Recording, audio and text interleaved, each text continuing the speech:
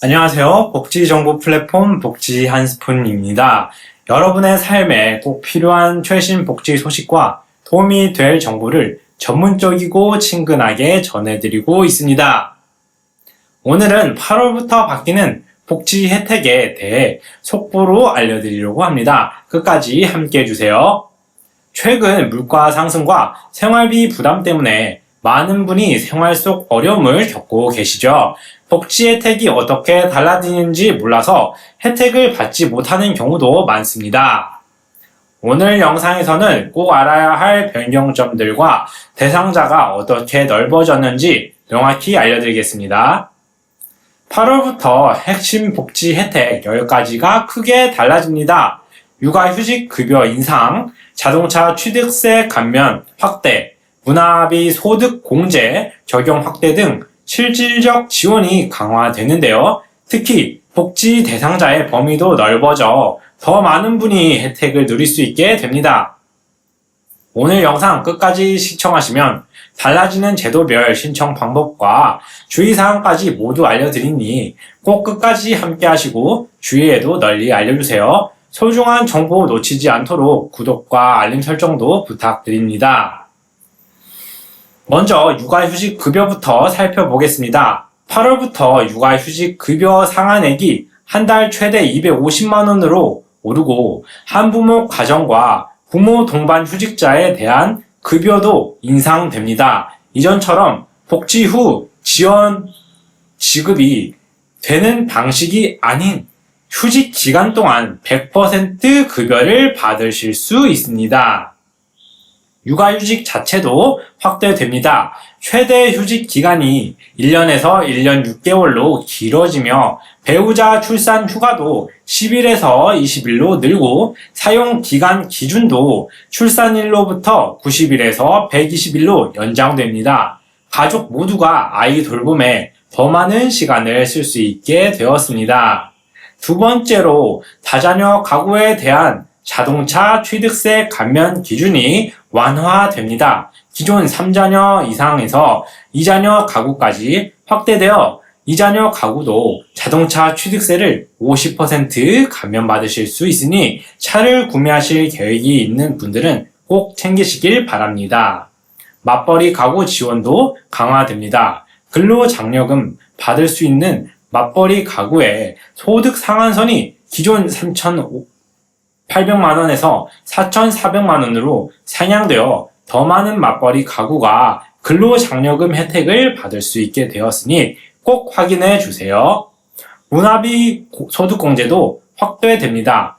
도서 구매나 공연 관람뿐만 아니라 이제 헬스장과 수영장 이용료에도 적용되어 연소득 7천만원 이하인 근로소득자라면 비용의 30%를 소득공제 받으실 수 있습니다. 건강과 문화활동 모두 챙기실 수 있는 좋은 기회입니다. 또한 예금보호 한도가 5천만원에서 1억원으로 2배 상향됩니다. 은행이나 저축은행이 파산할 경우에도 내 예금 1억원까지는 안전하게 보호된다는 점 꼭 알고 계시면 좋겠습니다. 국민 내일 배움 카드에 훈련비 지원 한도도 인상됩니다. 기존 300만원 한도를 다 사용하셨다면 이제는 추가로 200만원까지 지원받아 더 많은 직무 능력 개발 기회를 가지실 수 있게 되었습니다.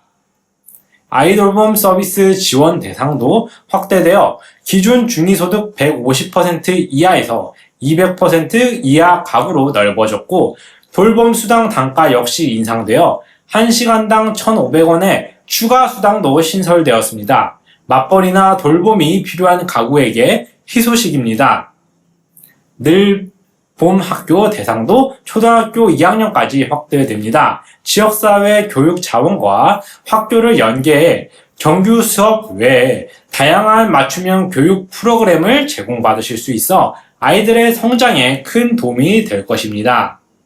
고교 학점제가 올해부터 전면 시행되어 학생들이 자신의 진로와 적성에 맞게 과목을 선택하고 이수할 수 있게 되었습니다. 이 제도는 미래 직업 준비에 효율적인 학습 환경을 만드는데 매우 중요한 변화입니다. 청년 도약 계좌의 경우 정부 지원금이 상승해 최대 월 3만원, 3,000원까지 지원됩니다. 5년간 최대 198만원까지 지원받으실 수 있으며 3년 이상 유지하다가 중도 해지 시 비과세 혜택과 함께 정부 기여금의 60%를 받으실 수 있어 자산 형성에 큰 도움이 될 수 있습니다. 무주택 청년을 위한 청년주택 드림 대출도 올해 상반기부터 시행되고 있습니다. 연소득 7천만원 이하 청년이 최대 분양가의 80%까지 2%대 낮은 금리로 대출 가능한 상품으로 내 집 마련의 어려움을 크게 완화할 수 있습니다. 군장병 복지도 강화되어 병 봉급이 인상되었으며 장병 내일 준비 적금 정부 지원금 한도도 월 최대 55만원으로 늘어났습니다. 국방 의무를 다하는 청년들의 생활 안정에 도움이 될 것입니다. 대출금 상환 부담도 줄어듭니다.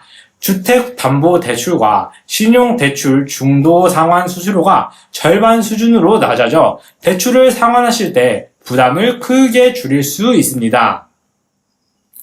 주택청약 종합저축소득공제 혜택도 강화되었습니다. 연소득 7천만원 이하 무주택 근로자는 납입 금액의 40%까지 최대 300만원 한도 내에서 공제를 받으실 수 있어 내 집 마련 준비에 큰 보탬이 될 수 있습니다. 신생아 특례 대출에 대한 소득 요건도 완화되어 부부 합산 소득 2억 5천만원 이하까지 확대되어 지원받는 가구가 늘어났습니다. 아이를 낳고 키우실 가정에 든든한 재원 지정이 될 수 있으니 반드시 체크하세요. 비아파트 주택 구입자의 아파트 청약 시 무주택 인정 범위가 확대되어 빌라나 다세대 주택 구입자도 아파트 청약 시 불이익이 줄어듭니다. 실거주자 중심의 청약 제도 개선으로 내 집 마련 기회가 늘어날 수 있습니다. 2025년 7월부터 스트레스 DSR 3단계가 도입됩니다. 대출 심사 시 가산금리가 부과되어 대출 이자율과 한도가 조정되니 대출 계획이 있으신 분들은 반드시 미리 준비하시길 권해드립니다. DSR은 내 연봉 대비 대출 원리금 상환 비율로 주택담보대출뿐 아니라 학자금 마이너스 통장, 카드론 등 모든 대출을 합산하여 심사합니다. 금리 상승 가능성을 반영하는 엄격한 기준인 만큼 주의하시길 바랍니다. 정부는 한부모 가정 양육비 선지급제를 도입하여 양육비를 받지 못하는 경우 국가가 먼저 지원하고 이후에 비양육 부모에게 회수하는 방식을 시행합니다. 소득 기준은 중위소득 150% 이하 가구이며 자녀 18세까지 지원됩니다. 이 선지급제는 한부모 가정 경제적 안정에 크게 도움이 될 것으로 예상되니 대상 가정은 꼭 신청 방법과 대상 조건을 확인하시고 적극 활용하시기 바랍니다. 자활성공지원금도 새로 도입되어 생계급여 수급자가 자활 근로 후 6개월 이상 안정적으로 취업하거나 창업하면 최대 150만원까지 지원받으실 수 있습니다. 근로 기반 자립을 돕는 중요한 정책입니다.